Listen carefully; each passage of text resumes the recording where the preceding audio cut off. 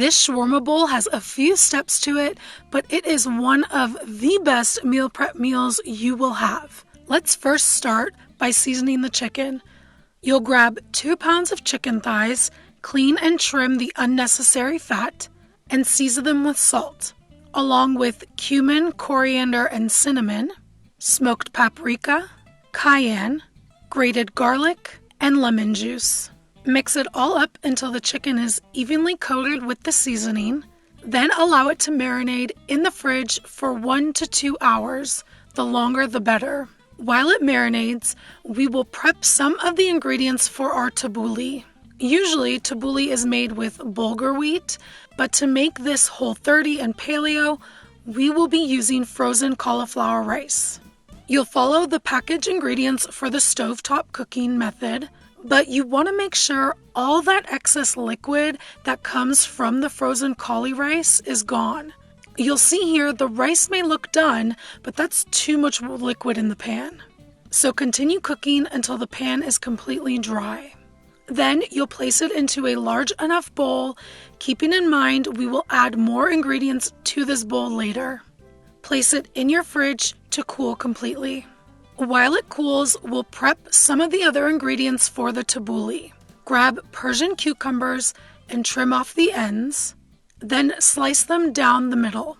We want to make sure we aren't adding too much additional water into the tabbouleh, so de-seeding the cucumbers is key here.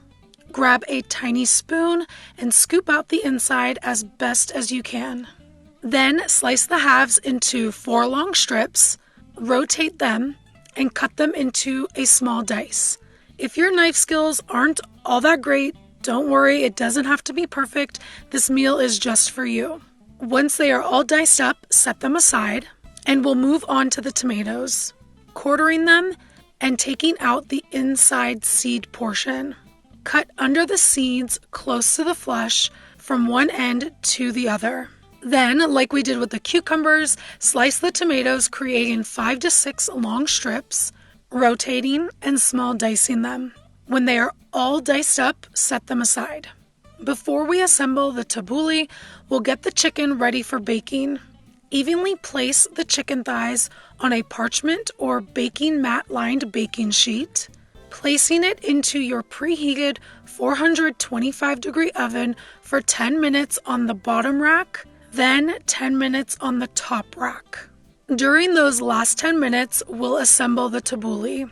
Grab your cooled cauli rice, add the cucumbers, tomatoes, pepper, salt, lemon juice, and olive oil. Mix everything together and give it a taste for seasoning levels. To mine, I'm going to add a bit more lemon juice and salt. All the completed measurements that I used will be listed below. Once it's to your liking, add finely chopped parsley and mint. You'll mix it all together, then place a lid on it and let it hang out in your fridge until ready to eat.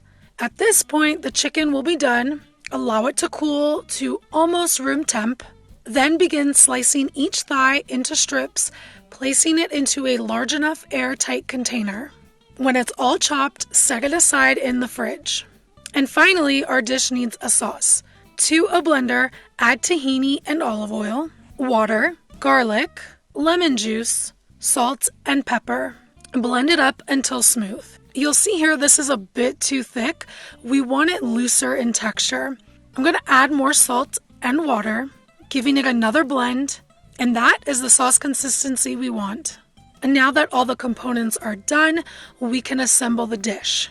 What's great is each component is individually stored, so you can enjoy this for the entire week. I prefer to leave the chicken cold, eating it like a salad, but if you prefer to heat it up, you can.